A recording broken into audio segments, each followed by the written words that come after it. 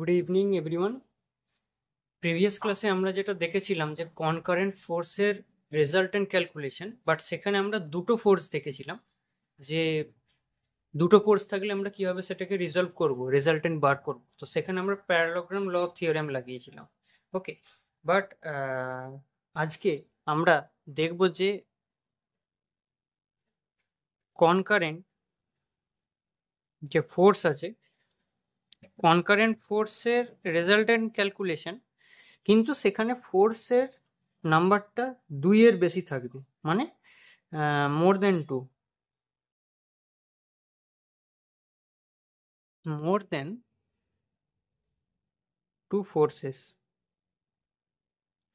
অথবা several forces.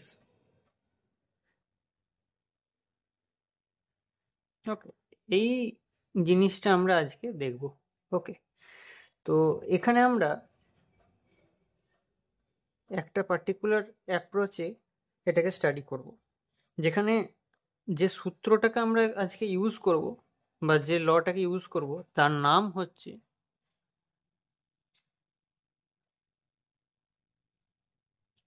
Polygon ল। ওকে, অথবা আমি পলিগন ল বলতে পারি। এছাড়া কিছু কিছু ক্ষেত্রে এটাকে ট্রায়াঙ্গেল লও বলা হয়ে থাকে। Okay, polygon law is popular name. তো এবার পলিগন ল কি বলছে? If more than 2 forces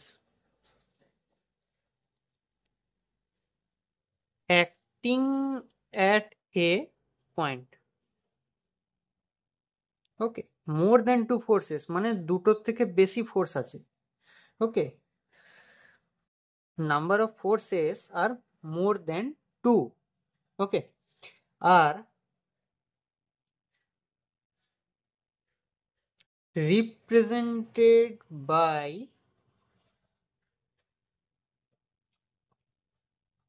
consecutive sides, okay, of a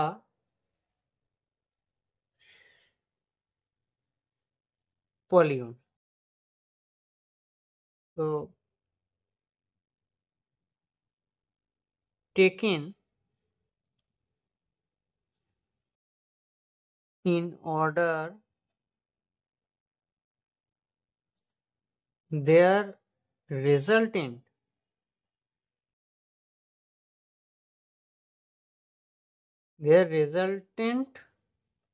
will be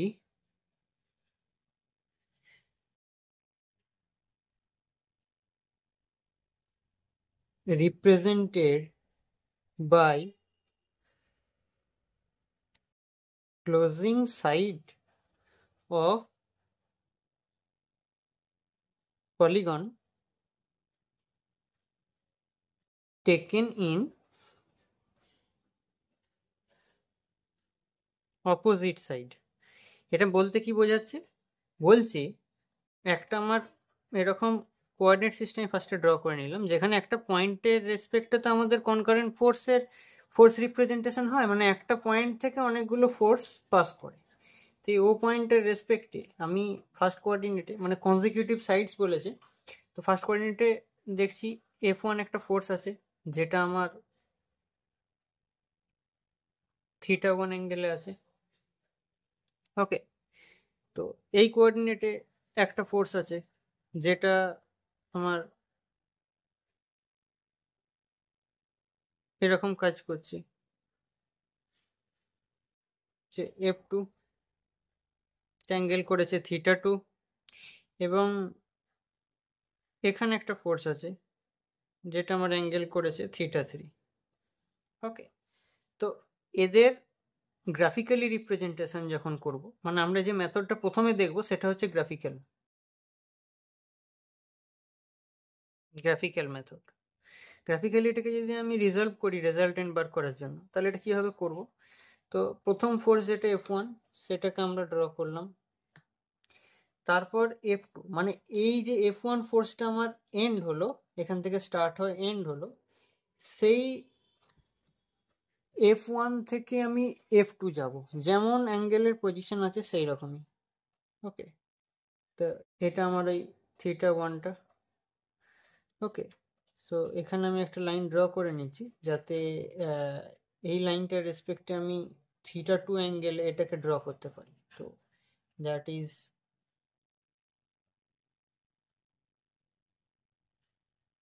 F2, θ2 angle. এবং এখান থেকে ওকে θ3 অ্যাঙ্গেলে এই ফোর্সটা কাজ করছে, মানে এই ফোর্সটা কাজ করছে, দ্যাট ইজ θ3, θ3 অ্যাঙ্গেলে। তাহলে আমাদের একটা কনজিকিউটিভ সাইডসে পলিগনগুলো যেমন আছে সেগুলোকে রিপ্রেজেন্ট করলাম, এবং তাদের রেজাল্টেন্টকে তাহলে রিপ্রেজেন্ট কি করব, ক্লোজিং সাইডে হবে। মানে এই যে ক্লোজিং সাইডটা আমার ফাঁকা আছে, এই জায়গাটায় আমাকে রেজাল্টেন্টকে রিপ্রেজেন্ট করতে হবে, সেটাই বলা আছে। এবং টেকেন ইন অপোজিট সাইড, মানে আমি যে ওয়েতে অ্যান্টিক্লকওয়াইজ যাচ্ছিলাম, এখানে তার অপোজিট সাইডে আমার রেজাল্টেন্টকে রিপ্রেজেন্ট করব। সেই পয়েন্ট আর এই পয়েন্টকে জুড়ে দেবো,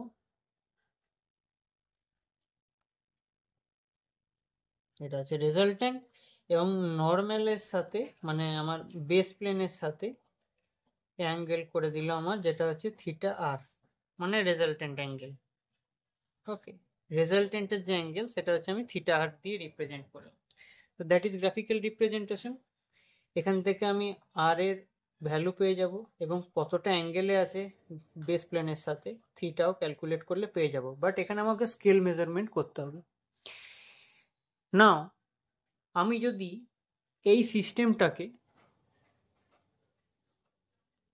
ক্যালকুলেট করি প্রজেকশন মেথডে, মানে গ্রাফিক্যালি না, অ্যানালাইটিক্যালি, তো projection method,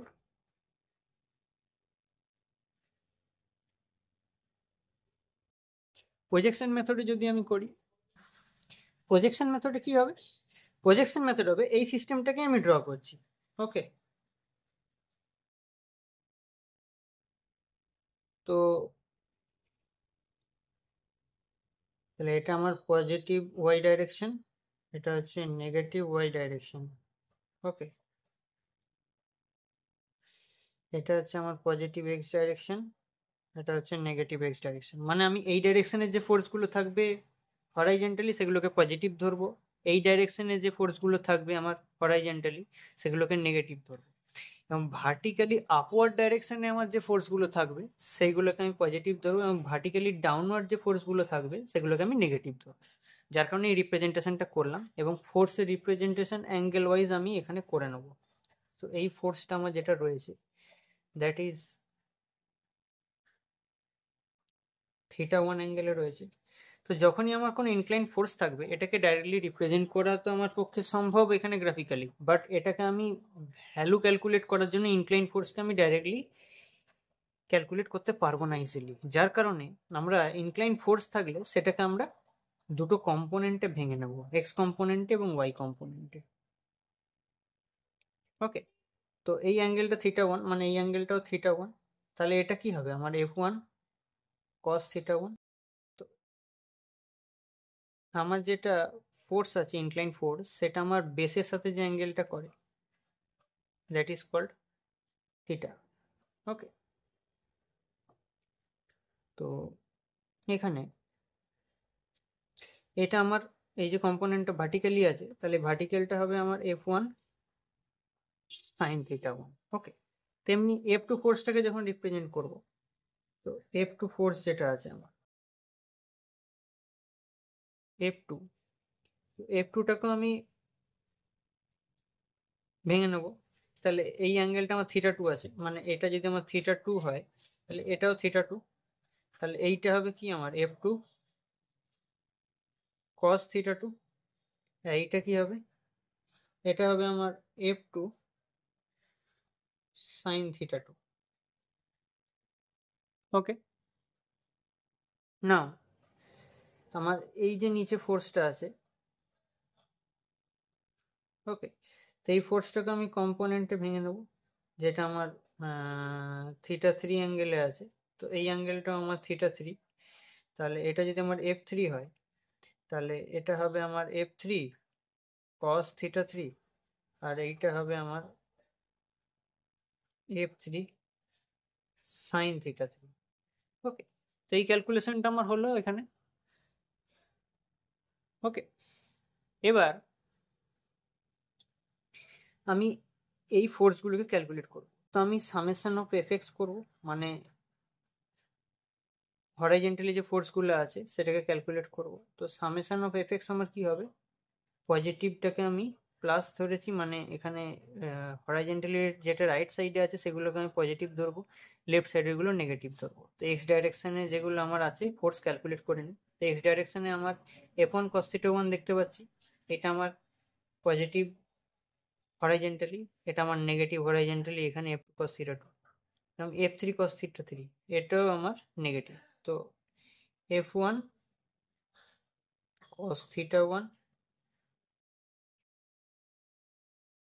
minus F2 cos θ2 negative, এটাও মাইনাস F3 cos θ3। ওকে, এবার সামেশন অফ Fyও ক্যালকুলেট করব। Fy ক্যালকুলেট করলে কি হবে, আপওয়ার্ড যেগুলো থাকবে আমার পজিটিভ, ডাউনওয়ার্ডগুলো নেগেটিভ। ওকে, অনলি ফর কম্পোনেন্টগুলোকে ক্যালকুলেট করছি এখানে, এখানে কিন্তু ইনক্লাইনগুলোকে ধরা হচ্ছে না। ইনক্লাইনগুলোকে আমরা ক্যালকুলেট ইজিলি করতে পারবো না বলেই আমরা কম্পোনেন্টে ভেঙে নিয়েছি। ওকে, তো Fy ক্যালকুলেট করলে আপওয়ার্ডগুলো আমি পজিটিভ ধরছি। তো আপওয়ার্ডগুলো বলতে কি আছে, F1 sin θ1 আছে, F2 sin θ2 আছে, আর F3 sin θ3 আছে। ওকে, তাহলে এখানে আমাদের কি হচ্ছে, Fyটা F1 sin θ1 plus F2 sin θ2, but F3 sin θ3 downward, vertically downward, তো মাইনাস F3 sin θ3। তো এখানে আমাদের অবভিয়াসলি fx fy ক্যালকুলেট করলে আমরা পেয়ে যাবো এখান থেকে, বাট এটা ক্যালকুলেট হলো। ক্যালকুলেট হওয়ার পর আমরা যদি রেজাল্টেন্ট বার করতে যাই, রেজাল্টেন্ট বার করতে গেলে কি করব, তাহলে fx fy এইটার আমরা ভ্যালুগুলো পেয়ে গেছি, summation of fx resolving forces in x direction আর resolving forces in y direction পেয়ে গেছি। তো এদের রেজাল্টেন্ট বার করতে গেলে আমরা কি করব, সরি, রেজাল্টেন্ট ক্যালকুলেশন করতে গেলে আমরা আরটাকে বার করার জন্য আমাদের কি সূত্র আছে, সামেশন অফ fx এর square plus summation of fy এর স্কোয়ার। ওকে, রেজাল্টেন্ট বার করার এটাই সূত্র। ওকে, তো এখানে এই রেজাল্টেন্টটা আমার হরাইজন্টাল কম্পোনেন্টের সাথে একটা অ্যাঙ্গেল করে থাকবে থিটা। তো এই থিটাটাকে ক্যালকুলেট করব যদি, তাহলে এটা আমাদের কি হবে, থিটাটা, থিটা আমি যদি এটাকে ট্যান থিটা হিসেবে দেখি তাহলে লম্বটা কি, এফ ওয়াইটাই লম্ব, তাহলে summation of F Y divided by, এগুলো সামেশন হবে। ওকে, তো বেস কোনটা, F X, summation of F X, এখান থেকে আমি থিটা সমান tan inverse summation of F Y by summation of F X calculate করব। ওকে, তো এখান থেকে আমি থিটা মিন্স ডাইরেকশন এবং রেজাল্টেন্টের আমি এখান থেকে ম্যাগনিটিউড, ওকে, দুটোকেই ক্যালকুলেট করতে পারবো। সো এটা একটা মেথড, এটাকে বলা হয় আমাদের প্রজেকশন মেথড অথবা অ্যানালাইটিক্যাল।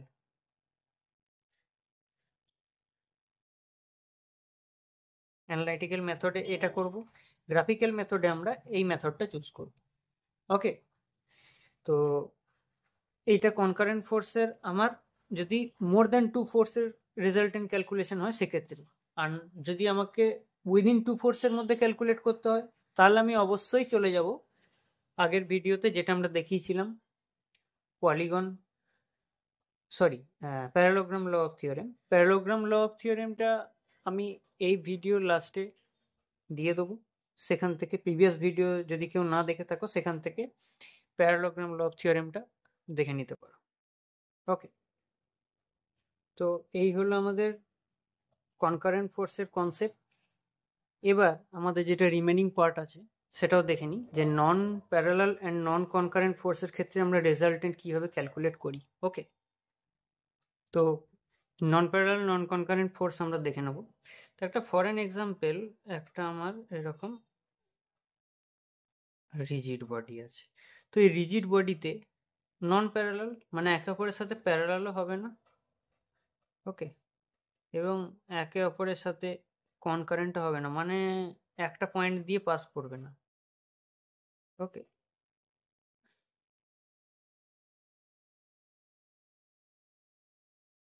তো এটা আমি F1 ধরলাম, এটা F2 ধরলাম, এটা F3 ধরলাম।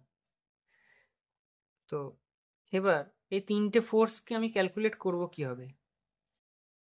তো এই ফোর্সগুলোকে আমাকে ক্যালকুলেট করতে গেলে, মানে এদের রেজাল্টেন্ট ক্যালকুলেশন যদি আমাকে করতেই হয়, তো প্রথম কথা হচ্ছে ফোর্সটাকে আমাকে শিফট করতে হবে, একটা পয়েন্টে শিফট করতে হবে। তো কি করব, এই রিজিড বডিটাকে আমি আরেকবার ড্র করছি। মানলাম এই রিজিড বডিটা আমার ফোর্সগুলোকে একটা পয়েন্টে শিফট করব। তো ফোর্সকে যদি শিফট করতে হয়, অবভিয়াসলি ফোর্সকে শিফট করা যাবে। Okay, according to parallelogram law of theorem ফোর্সকে আমি শিফট করতে পারবো এক জায়গা থেকে আরেকটা জায়গায়, একই পজিশনে করা যায় এটা। ওকে, সো এটা হচ্ছে আমার F1, এটা হচ্ছে আমার F3, এবং এটা হচ্ছে আমার F2।